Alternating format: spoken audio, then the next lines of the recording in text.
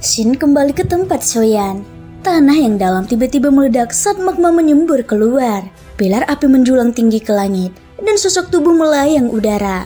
Dari penampakannya, itu adalah Soyan. Kekuatannya saat ini telah menerobos alam leluhur asal bintang 4. Hampir setahun telah berlalu sejak dia memperoleh cabang beringin api. Soyan melihat sekeliling dan setelah memastikan arah kedalaman dataran, dia melesat menuju cakrawala yang jauh. Meskipun kekuatannya telah meningkat, justru karena itulah Soyan semakin menambahkan reruntuhan beringin api yang legendaris itu. Dia ingin melihat tanah berharga yang telah membuat banyak orang tergila-gila. Dataran api yang mengalir sangat luas. Bahkan dengan kekuatan Soyan, tidak akan mudah baginya untuk melewati tempat ini. 10 hari kemudian, penglihatan Soyan berangsur-angsur mulai berubah. Bukit-bukit naik dan turun sejauh mata memandang, dan sungai-sungai pendek sesekali terlihat. Dunia punggung bukit yang terpencil ini akhirnya diwarnai dengan beberapa warna alami. Baru pada saat inilah, Soyan merasa jauh lebih tenang saat melihat sosok-sosok yang berlalu lalang di hutan pegunungan. Paling tidak, ia kini yakin bahwa ia menuju ke arah yang benar. Suara menusuk dari udara yang berembus mendekat. Dari kejauhan saat sosok Soyan dengan cepat terbang di atas hutan pegunungan. Ada banyak pertempuran di sini, dan tidak ada kekurangan pertempuran leluhur asal tingkat tinggi. Jika tidak perlu, dia tidak ingin mengambil bagian dalam pertempuran manapun. Namun, saat pikiran semacam itu muncul di kepala Soyan, sebuah ledakan dahsyat tiba-tiba menyebar dari suatu tempat di hutan pegunungan. Saat energi itu terlepas, sosok Soyan yang terbang cepat itu tiba-tiba berhenti. Dia mengalihkan pandangannya ke arah sumber ledakan. Tampaknya ada aura yang agak familiar di pusat ledakan itu. Bajingan, coba merebut makanan dari mulut harimau? Bukankah kalian terlalu meremehkanku? Surga membakar amarah. Di hutan pegunungan, seorang pemuda berpakaian compang-camping menggertakkan giginya sambil memuntahkan seteguk darah. Organ di dalam tubuhnya beredar dengan panik. Kekuatan jalan agung yang melonjak mengembun menjadi tombak panjang yang menyala di atas kepalanya. Seekor naga api melingkari tombak itu, dan dengan raungan yang dahsyat, tombak itu bertabrakan hebat dengan serangan gabungan dari keempat lawan. Ledakan lain terdengar, ruang hancur, hutan gunung hancur, dan tanah retak saat lava segera tumpah. Setelah awan debu, tubuh pemuda itu menghantam keras hutan gunung di kejauhan. Segera setelah itu, 4 sosok dengan aura yang agak kacau menyusulnya. Sialan, aku bahkan belum melihat bayangan reruntuhan itu, dan aku sudah akan jatuh di tangan kalian, bajingan. Pemuda itu dalam kondisi menyedihkan. Auranya jatuh ke titik terendah. Meski begitu, ia memaksakan diri berdiri sambil melotot marah ke 4 orang di udara. Kamu hanya bisa menyalahkan dirimu sendiri karena tidak tahu apa yang baik untukmu. Jika kamu menyerahkan benda itu lebih awal, kamu tentu akan baik-baik saja. Ini adalah harta yang harus kamu bayar untuk kesombonganmu. Suara tawa serak terdengar saat salah satu dari keempat orang itu melangkah maju dengan tiba-tiba. Kelima jarinya saling mengepal, dan dengan suara yang menusuk, dengan kejam menembus ke arah tenggorokan pemuda itu. Namun, pada saat itulah suara tawa yang jelas dan nyaring tiba-tiba terdengar. Aku tidak melihatmu selama beberapa tahun. Bagaimana kau bisa berakhir dalam keadaan seperti ini? Saat suara itu jatuh, tepat saat keempat orang dan pemuda itu merasa bingung, sosok berjubah hitam muncul di depan pemuda itu seperti hantu. Pada saat yang sama, 5 jari ditekuk dan dengan mudah menggenggam bilah pedang yang datang ke arahnya. Tangannya dicengkram dengan kuat oleh sosok manusia yang tiba-tiba muncul di depannya. Orang itu yang hendak membunuh beberapa saat yang lalu, tiba-tiba mengeluarkan suara serak saat ini. Dia berjuang untuk melepaskan diri dari genggaman sosok manusia ini. Ketika sosok itu melihat ini, dia mendorong dengan lembut dan tubuh orang itu langsung terpental ke belakang. Setelah itu, dia menghantam tanah dengan keras di kejauhan. Pada saat yang sama, 3 orang yang tersisa juga melihat sosok manusia yang muncul di depan mereka dengan ekspresi tidak bersahabat. Ketika mereka melihat bahwa orang yang datang sebenarnya adalah seorang pemuda, ada keterkejutan dan penghinaan di mata mereka. Pada saat inilah pemuda yang sebelumnya terluka parah oleh mereka akhirnya melihat wajah orang yang datang. Ketika dia melihat wajah yang meninggalkan kesan mendalam padanya, dia tidak bisa menahan diri untuk tidak berseru, "Soyan, itu ternyata kamu." Soyan tersenyum hangat. Dia menjawab, "Aku juga tidak menyangka akan benar-benar bertemu denganmu di sini." Qin Yan adalah orang nomor 1 di antara generasi muda lembah api berkobar. yang pernah ditemui Shoyan di wilayah selatan saat itu. Setelah pertempuran dengannya saat itu, orang ini telah meninggalkan lembah api berkobar untuk menjelajahi benua. Dia tidak menyangka bahwa mereka benar-benar akan bertemu di dataran api mengalir hari ini. Itu benar-benar kebetulan. Qin Yan lalu berkata, "Ketika aku dikalahkan olehmu saat itu, aku memutuskan meninggalkan lembah untuk berlatih.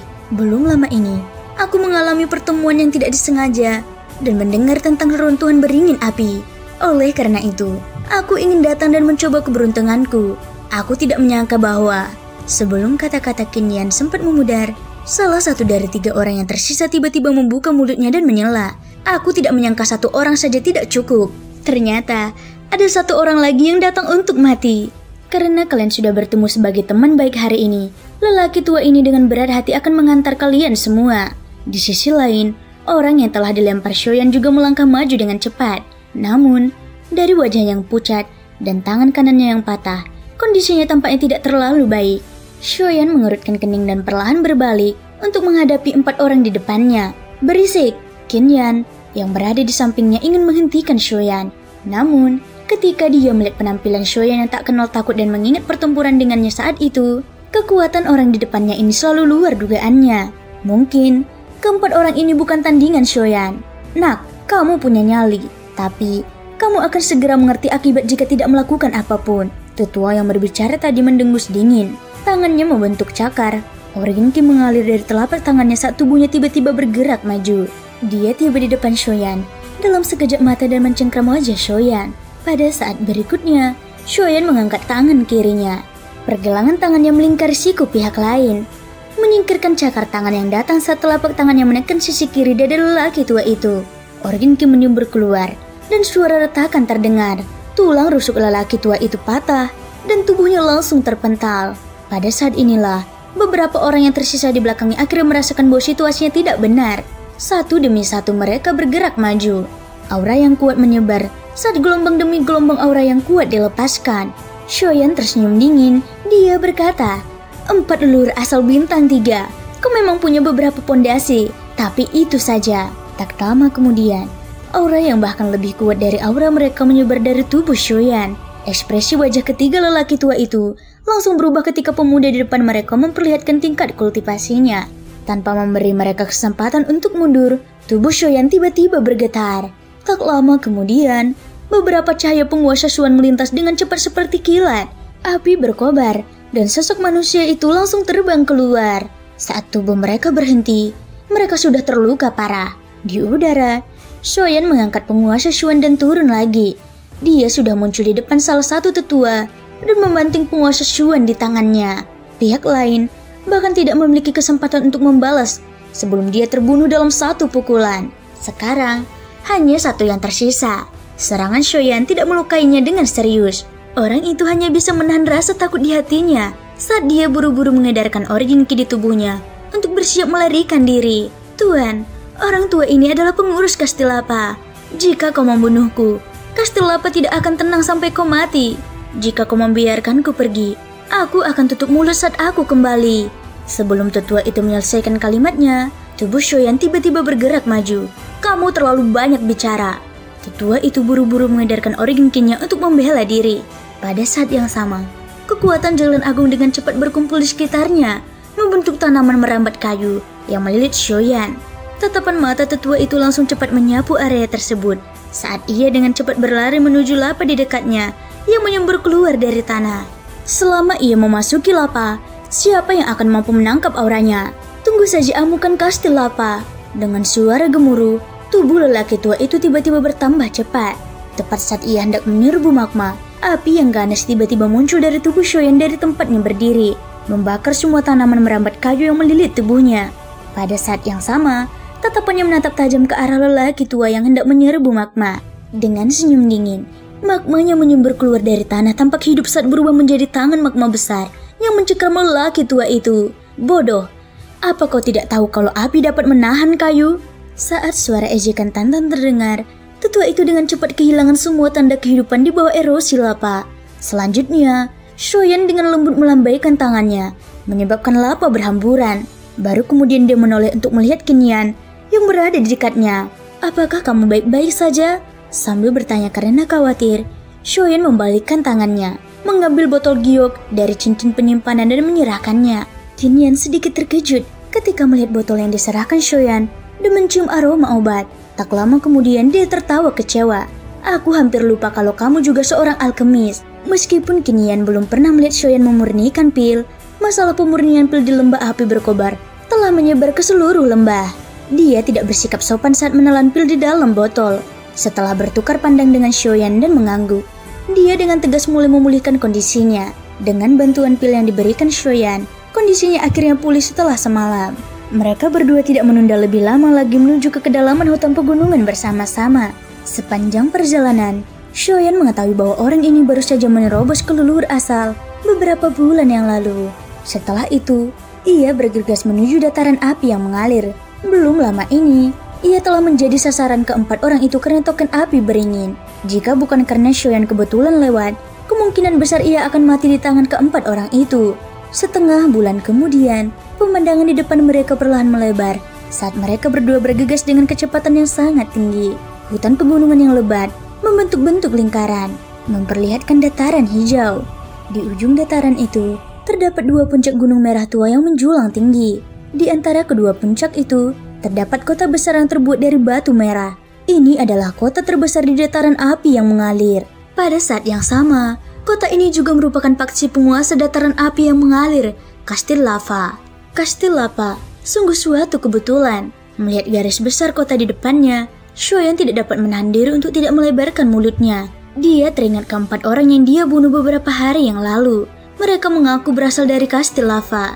Dia tidak menyangka bahwa mereka berdua benar-benar akan bertemu saat mereka tiba di tempat yang sama. Setelah berhenti sejenak di gerbang kota, Shoyan mengangkat bahu dengan acuh tak acuh. Tak lama kemudian, dia mengangkat kakinya dan berjalan ke dalam kota. Di sampingnya, tatapan Qinyan menyapu orang-orang di sekitarnya dan tiba-tiba berkata, "Benar sekali, dalam perjalanan ke sini, aku juga mendengar bahwa Kastil Lava tampaknya sedang mempersiapkan pelelangan. Tampaknya ada hubungannya dengan reruntuhan pohon beringin api. Aku khawatir banyak paksi di wilayah tengah akan mengambil tindakan setelah mendengar berita itu." Mendengar ini, Shoyan tersenyum penuh minat. "Oh, jika memang demikian, kita beruntung." Sosok Bai Jijing tanpa sadar melintas di benak Shoyan. Saat itu, dia hampir kehilangan nyawanya di tangan orang itu. Namun, dia tidak tahu apakah dia akan bertemu dengannya di sini. Dengan kekuatannya saat ini, jika dia menggunakan semua kemampuannya, dia mungkin bisa melawannya. Setelah melewati gerbang kota, matahari langsung menyinari wajah mereka berdua. Shoyan menyipitkan matanya ketika dia membuka mulutnya lagi. Dia melihat bangunan berwarna merah tua di depannya. Qinyan melihat sekeliling seraya berkata, "Tempat ini benar-benar aneh. Kalau bukan karena aura orang-orang di jalan itu, aku takut aku akan mengira kalau ini adalah tempat Asura." Shoyan tak kuasa menahan tawa. Ia memilih jalan secara acak, mengangkat dagunya dan berkata, "Ayo pergi. Mari kita cari tempat menginap dulu. Karena kita sudah di sini, sebaiknya kita cari tahu dulu tentang lelang itu. Mungkin kita bisa memperoleh informasi yang berguna dari sana." Yang terakhir mengangguk sedikit. Keduanya segera berjalan menuju ke jalan yang dalam. Sesaat kemudian, mereka berdua menemukan tempat untuk menginap dan duduk di rumah teh. Seperti yang diharapkan, sebagian besar orang yang berjalan bolak-balik di samping mereka sedang mendiskusikan hal-hal yang berkaitan dengan lelang Kastil Lava. Bahkan ada orang yang mengobrol di beberapa meja di sebelahnya. Tepat saat Shoyan dan Qinyan sedang menilai rumor yang telah tersiar ke telinga mereka, seorang pemuda berjalan mendekat dari jarak yang cukup jauh. Saat Shoyan terkejut melihat orang ini, terdengar suara tawa orang itu. "Dari apa yang terlihat, kalian berdua pasti baru saja memasuki kota. Apakah kalian di sini juga untuk lelang Kastil Lava?" Begitu dia selesai berbicara, pemuda itu melangkah ke samping dan duduk. "Sepertinya kamu tahu." Qinyan menjentikkan jarinya dan memberikan cangkir teh kepada pemuda itu. Pemuda itu menerimanya dengan menatap dan hanya menangkupkan tinjunya sebelum berkata, "Namaku Wan Xing, dan aku telah tinggal di Kastil Lava selama beberapa bulan. Aku mungkin tahu satu atau dua hal tentang para pengikut sekte luar.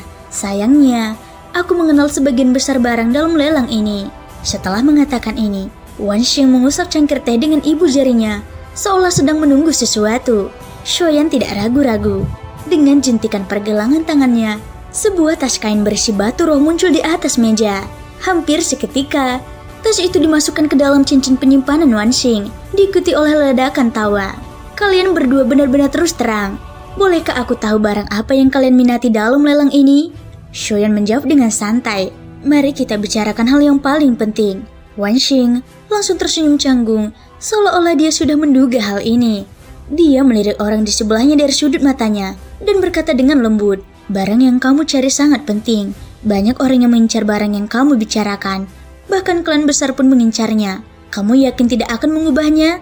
Shoyan menjawab, aku tidak tertarik dengan sisanya. Baru kemudian, Wan Xing mengangguk dan berkata, aku tidak akan menyembunyikannya darimu. Aku tidak tahu banyak tentang benda terakhir. Aku hanya tahu bahwa itu adalah peta reruntuhan beringin api. Shoyan dan Kenyan langsung saling memandang. Satu peta reruntuhan beringin api setara dengan seluruh klan beringin api di depan mereka. Jika mereka bisa mendapatkannya, seolah-olah dia telah melihat isi pikiran mereka. Wan Xing terkekeh, bibirnya sedikit terbuka dan sebuah kata mewujudkan jatuh ke telinga mereka. Selain itu, peta ini adalah satu-satunya benda yang dibawa oleh seorang yang mulia asal dari runtuhan beringin api dengan harga yang mahal. Mengenai rahasia apa yang ada di dalamnya, sulit untuk mengatakannya. Bahkan dengan ketenangan Shoyan, dia tidak dapat menahan godaan. Nilai peta yang dikeluarkan oleh seorang yang mulia asal dengan biaya yang sangat besar tidak sulit dibayangkan. Barang ini terkait dengan seluruh runtuhan beringin api. Jika ada yang bisa mendapatkannya, bukankah mereka akan dapat menyimpan semua harta karun tanpa pemilik di runtuhan itu? Sementara Shoyan dan Kenyan tiba di kastil lava, Sho Xuan yang telah mengasingkan diri selama setahun di kuil leluhur klan Sho akhirnya membuka matanya. Niat pedangnya tak berujung melesat keluar dari matanya. Energi surga dan bumi yang tak terbatas di ruang rahasia itu segera menjadi gelisah, dan aura yang kuat dengan cepat muncul di tubuh Sho Xuan. Jubahnya berkibar dan niat pedangnya meluap. Setelah waktu yang lama, tubuhnya tiba-tiba berdiri. Saat dia mengangkat kepalanya, pedang ilusi mengembun dan terbentuk dalam pusaran angin di atas kepalanya. Segera setelah itu, pedang itu membumbung ke langit dan menembus awan. Hampir pada saat yang sama, aura yang mencengkangkan menyebar ke seluruh klan Sho. Beberapa tokoh bergerak satu demi satu di dalam klan. Dalam sekejap mata, sekelompok petinggi klan Sho yang dipimpin oleh Sho Yuheng muncul di langit di atas kuil leluhur. Mata semua orang dipenuhi dengan keterkejutan saat mereka melihat pilar cahaya energi yang mencapai langit. Aura ini, Sho Xuan. Orang ini, dia benar-benar berhasil mencapai yang mulia asal. Beberapa suara serak keluar dari tenggorokan mereka. Sho Dingtian dan yang lainnya tercengang. Mata mereka dipenuhi rasa tidak percaya saat melihat pemandangan menakjubkan di hadapan mereka. Tetua pertama di samping pemimpin klan tidak dapat menahan napas dalam-dalam. Dia sudah memiliki kecurigaan ini setengah tahun yang lalu. Tetapi dia tidak menyangka Sho Xuan benar-benar mencapai langkah ini dalam waktu 1 tahun. Itu benar-benar mengejutkan. Hampir bersamaan dengan Sho Xuan menerobos di luar klan Sho, di menara hitam yang menjulang tinggi di tengah kota Shuyang, aura yang membumbung tinggi tiba-tiba menyapu. Sepasang mata yang telah tertutup selama bertahun-tahun perlahan terbuka. Itu adalah tetua kedua klan Sho, Sho Yitian. Xin diperlihatkan di klan Aoyang. Di puncak gunung, sosok Aoyang Yu berdiri tegak saat dia melihat ke arah klan Sho. Bahkan kamu pun terkejut dengan terobosan Sho Xuan. Tapi tidak apa-apa. Aku akan menggunakan kesempatan ini untuk menentukan pemenang antara kamu dan aku. Di kota Tianyang, sepasang mata emas yang tertutup tidak dapat menahan diri untuk tidak memperlihatkan ekspresi terkejut. Dia perlahan melihat ke arah klan Sho. Setelah merenung sejenak, dia membuka mulutnya sedikit. Hampir pada saat yang sama, suara keras bergema di dalam klan Sho dan bergema di telinga semua orang di klan Sho. Pemimpin klan Sho Yuheng, dengarkan perintahku. Mulai sekarang, klan Sho akan menghapuskan posisi 3 papilium dalam. Sho Xuan akan memimpin papilium dalam dan bertanggung jawab atas segalanya.